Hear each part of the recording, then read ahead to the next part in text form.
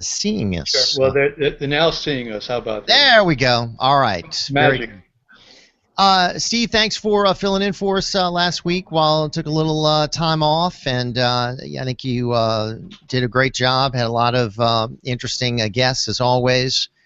Thank you. Never a shortage of topics, huh? No, no, not at all. It was a lot of fun. Thank you. And your callers were very polite, and so I really appreciate it. Steve, a lot to get into this morning. We've been talking about the immigration issue. We've been talking about what Congress should do if President Obama unilaterally goes ahead and issues amnesty to millions of illegals when Congress goes on recess. Jeff Sessions, the senator from Alabama, talking about very perilous times for the U.S. Do you think the president's going to do that? Uh, I mean, he hasn't told me one thing or another about it, but I mean, is that a really reasonable, foreseeable thing that he would do? Yeah, that's what I'm hearing. Amnesty for okay. I haven't heard that. So is it? I mean, I think it would be. I mean, are we talking about amnesty for the children? Are we talk? I mean, No, the numbers that I'm hearing about are 5 million of the between 12 and 20 million illegals that we do have. I don't know which 5 million are going to be picked. Remember, 2 years ago on his own, he gave de facto amnesty to 800,000 who came here as youngsters and stayed, so they didn't have to worry about deportation. And then I think that was one of the magnets that has been bringing more youngsters here in the past few years. But now the report is when Congress goes on recess, because he's frustrated Congress hasn't acted on its own, that he is going to do this unilaterally. And what Sessions is saying is that this is in a violation of the Constitution. This is in violation of the separation of powers. And we could be embarking on a very dangerous territory here with accumulation of almost unprecedented executive power. well, it certainly would be something that I wouldn't like to see. I mean, I think that I prefer that Congress, again, do the job and to not engage in political rhetoric as much, and just to fix, some of these issues so that President Obama doesn't feel like he has to go and fix things himself. So, I think that's really, the But part of the if you get frustrated with Congress and you go to the American people and you try to change Congress, right? Then you try to make your case.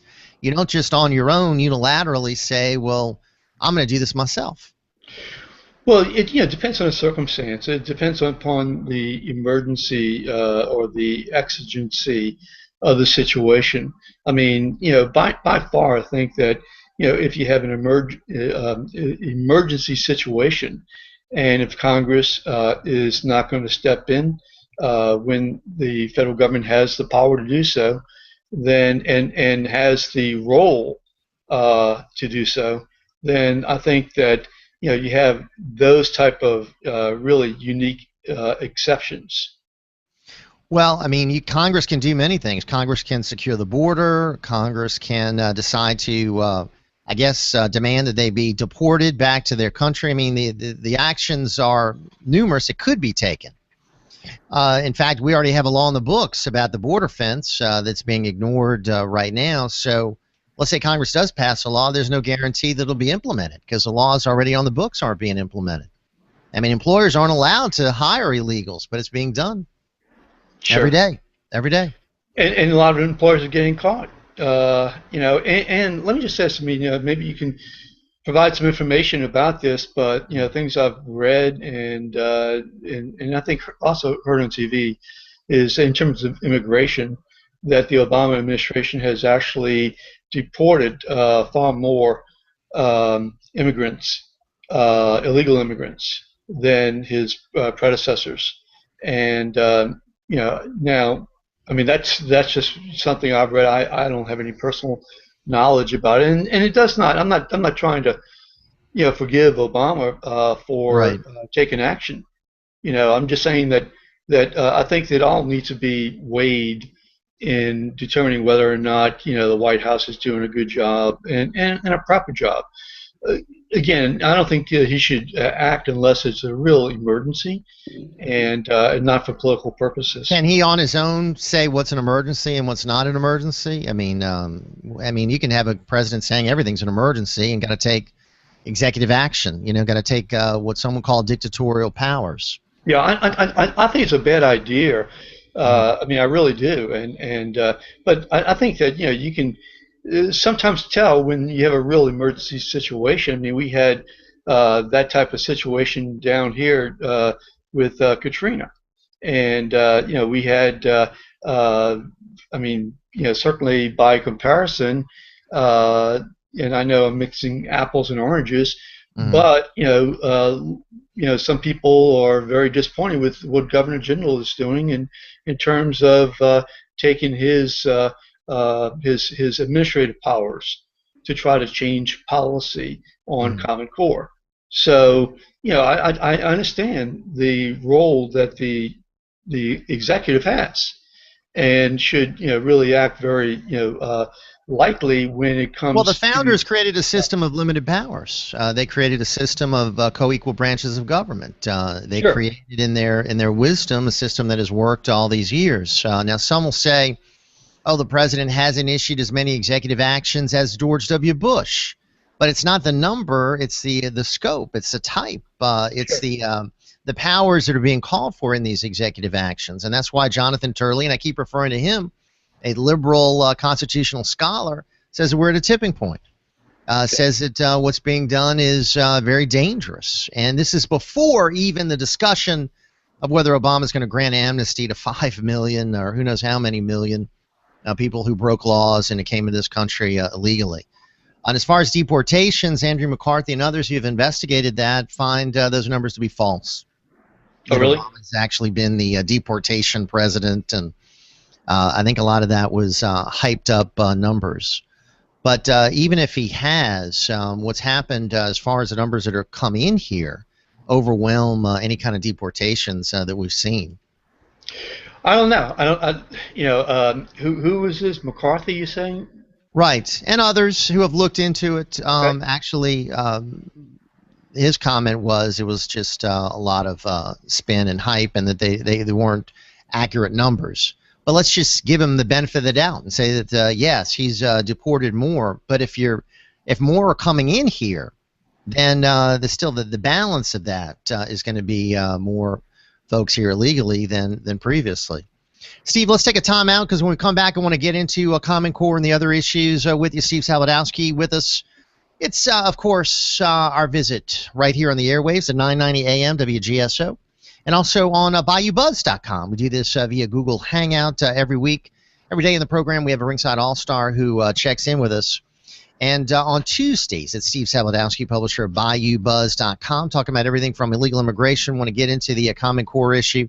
Also, update folks on what's going on with the Senate race and a whole lot more. And to join us, give us a call, 504-556-9696.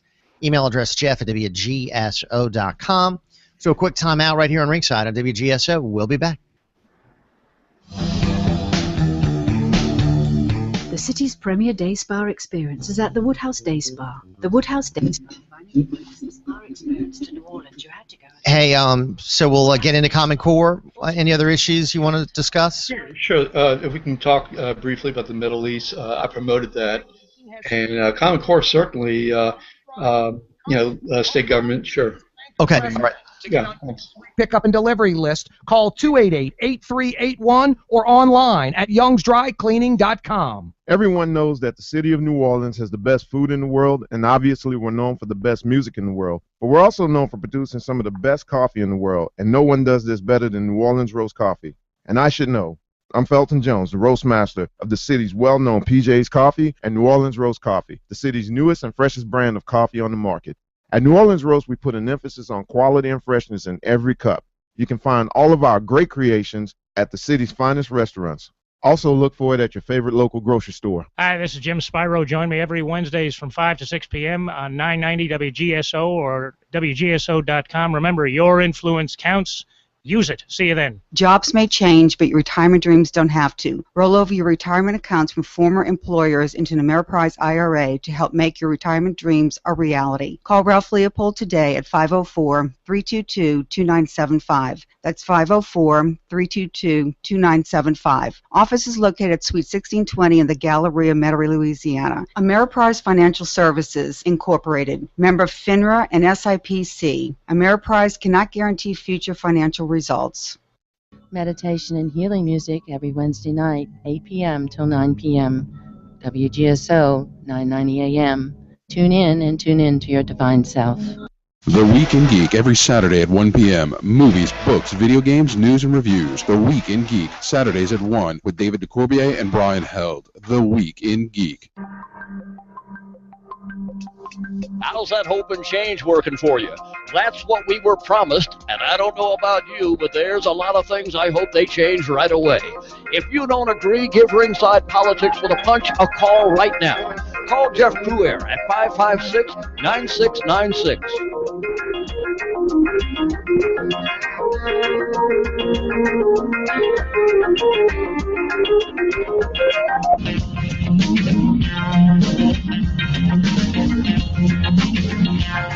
Hey, good news. Our WGSO website back up. We've had some issues that we've been working with our webmaster to improve the security of the site, and those upgrades have been made. So WGSO.com, back up. Hope folks can listen online at WGSO.com. Also, Bayoubuzz.com. We're doing a Google Hangout right now. Our guest, Ringside All-Star Steve Sabludowsky. Our talk line, 504-556-9696. And, Steve, we talked about the immigration issue. Also, here in Louisiana, school is getting ready to start. And what is happening now with this Common Core issue? Do we have Common Core? Do we not have Common Core? Is Common Core under legal assault? Where does the governor stand? Where does his education superintendent stand? Update us if you could. Boy, what a mouthful. Certainly I think that they stand in opposite of one another. So I think that today the Bessie board is going to meet, and this is the general, almost hand-picked Bessie board, along with this almost hand-picked superintendent. And I think they're going to seek to intervene into a lawsuit that was filed against the governor, and in terms of the Common Core actions that he has taken unilaterally. And so I think that basically the governor is saying that you can't do this. You can't basically sue the state, and because we have to authorize the payment of fees or the hiring of of an attorney. And then a attorney out of Baton Rouge, Phil Price, has volunteered his time. Phil Price actually ran for mayor some Governor years ago. Governor? Yes. Okay, yeah. I have to think about that, but you're probably right. No, I remember interviewing him. Yeah, he ran for governor. Yeah. Mm-hmm. Okay. Yeah. So that being the case, he's volunteered, and good for him. So I think that's going to come to a head today. I think the meeting starts at 11 o'clock up in Baton Rouge, and to me, I think that it's just all, pure politics. I think that this is an area that the governor has overreached. The same thing that he's accusing Obama of doing, and so and I think he's losing on this issue. People who definitely don't like Common Core. A lot of people are very upset about the tactics that he's taking. So what's the situation in our schools? Some people are in favor of what he's doing too. But what's going to be in place as far as the curriculum in schools across the country? That's that's something I don't know. They don't know. So. But we're weeks away from when school is starting. It's getting very close. Don't we need to have all this ironed out? Yeah, and he could have. It was a compromised piece of legislation that Representative Leger had put together in the legislature, and he vetoed that. And that would have at least put us on a course to deal with the situation effectively and for the interim. And because of the politics of the situation, I mean, look, the bottom line is that the governor's not supposed to set policy, and just like you're saying about the Obama administration, and I agree, unless you have an emergency, a real emergency situation, right. The president should not get involved in an area that is purely and clearly legislative. And here, to singularly go after, this is what's so pathetic about it, to go after this particular, say, contract with Park, the people who put together the tests and who had the contract with the Department of Education, and to say that, well, there was something that could be wrong about that contract. When you look at all the incredible things that have gone on during his administration, with his administration in terms of contracts, and in terms of just things that have gone wrong, and clearly, he has not taken positions on. And I think the situation with Trooper Lieutenant Emerson is a really good example of that.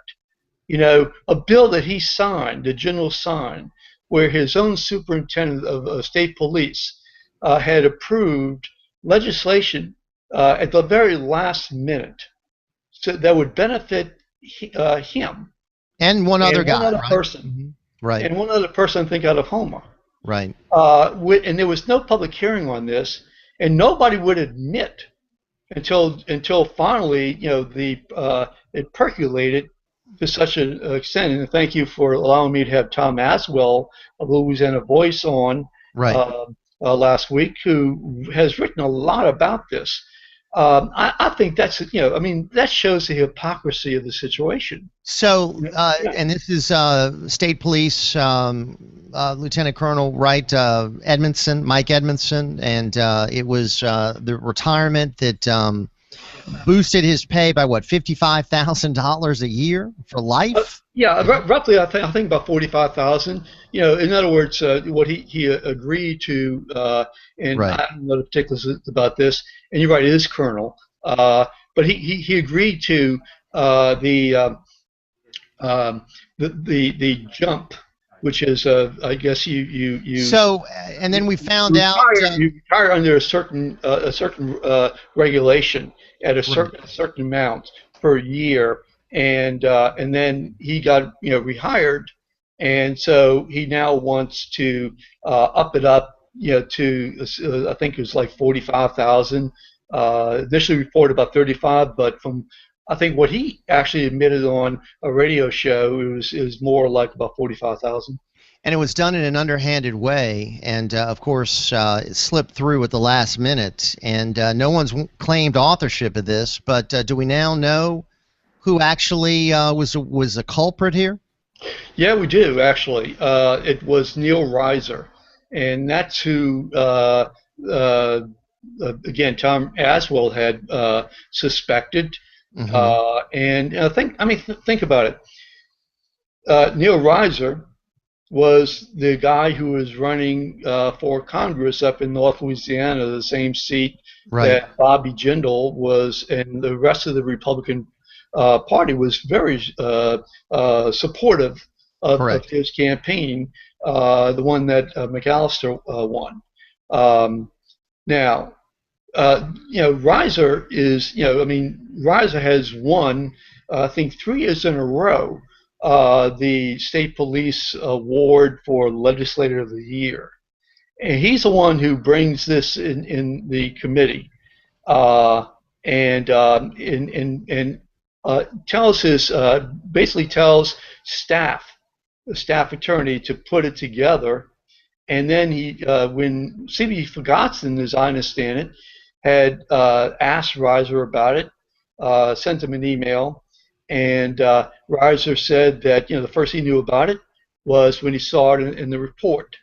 And but then when things got hot, he admitted that he had told the staff attorney to do it. And now the a flat out lie. Yeah. Well, there could be some wiggle room there. I mean, could be. To say it's a lie, I don't know, but I can say this: that the fact that he waited so long until things really got hot, and to me, I think really stinks. So look at who the people of the 5th District had as a choice between in the last election, who I consider a scoundrel, this Vance McAllister, the kissing congressman. And now a guy who's been exposed is inserting this legislation in at the last minute and then I think lying about it. You can call it whatever you want, Neil Reiser.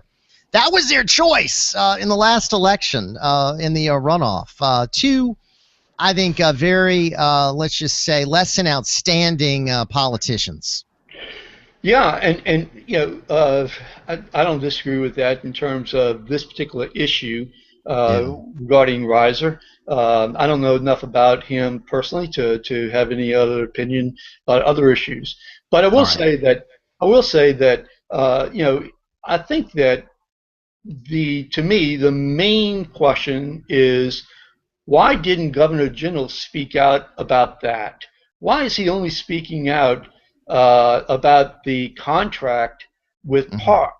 And when he had a meeting with John White, he basically did a Reagan Stockman, took him to the woodshed and talked about ethics in government and prior administrations. Right. Well, I mean, here's a real good chance. Here's a real good chance for Governor Jindal to get up in front of the public and say, I messed up. I really messed up. And my colonel, head of the superintendent of state police, really messed up. And this is the kind of stuff that we really should not stand for. All right, let's do this, Steve. We're up against the clock. Let's take a brief time out. We'll come back. We'll open up some phone calls when we come back, 504-556-9696, and get into the Middle East and other issues. Jeff Crouere here, Steve Sabludowsky with us. It's Ringside on WGSO, 990 AM, WGSO.com. To join into the conversation, it's 504-556-9696. You can also email us at jeff@WGSO.com, jeff@WGSO.com. We've got everything from the immigration issue. We've also talked about Common Core, the state police controversy. Going to talk about the Middle East, all kinds of things. It's an open line. Whatever you want to talk about, we want to hear from you right here on WGSO 990 AM. All right, coming up on 10 o'clock, time to get the latest from The Blaze, and then more Ringside coming your way on WGSO. Also later on in the 10 o'clock hour, Jeff Dorson of Louisiana Humane Society. Other great guests joining us. We'll get into the Obamacare debate with Dr. David Hojerberg and a whole lot more right here on Ringside.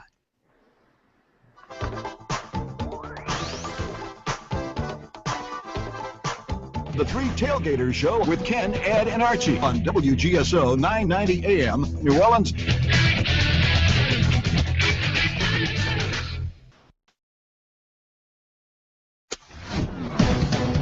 This is the Blaze Radio News. I'm John DeMaster. Israel ramping up its military campaign against Hamas, hitting 70 targets overnight. The sight of smoke and the sound of explosions in Gaza as members of the Israeli military take out a house belonging to a Hamas leader and hit other targets. Prime Minister Benjamin Netanyahu says this is not over yet. That's the Blaze Radio's Robin Walensky. Will Congress reach a deal on immigration reform before going on recess? Before the end of the 4 days, no. But forward progress could be made. That's former White House senior advisor Karl Rove on Fox News saying there's a bill in the Senate and a bill in the House. Theoretically, what could happen is that each chamber passes its own bill, and they then send it to conference.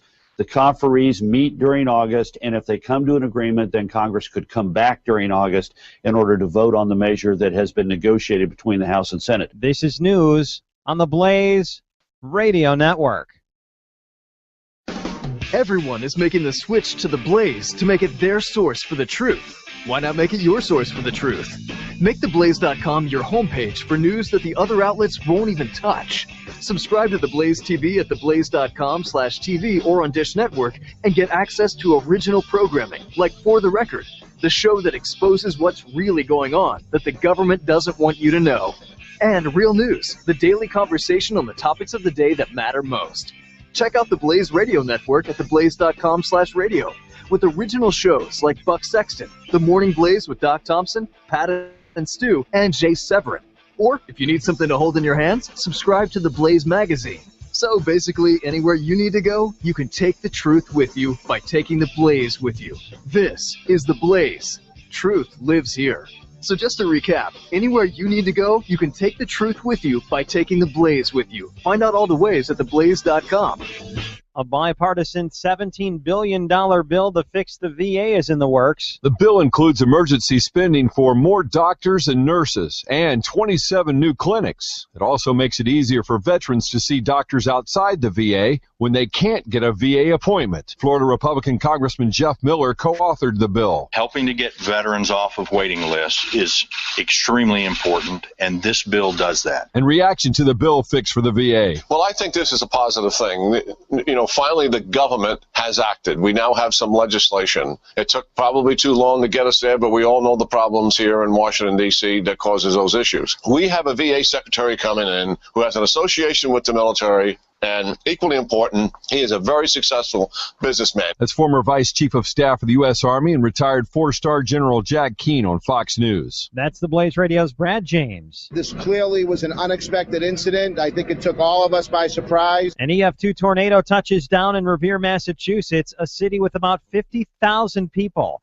That tornado carving a 2-mile path, cranking out winds of about 120 miles an hour, staying on the ground for about 4 minutes. Mayor Dan Rizzo at a news conference. I am so grateful that we have no reports of any major injuries.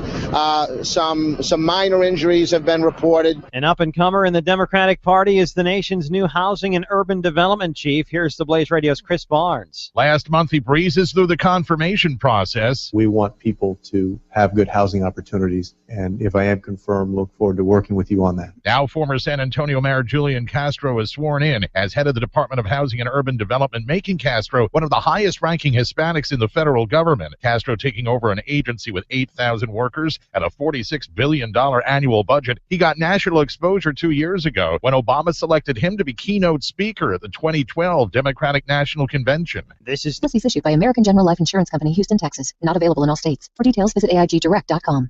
It takes a lot of courage to face your own death, but I'm glad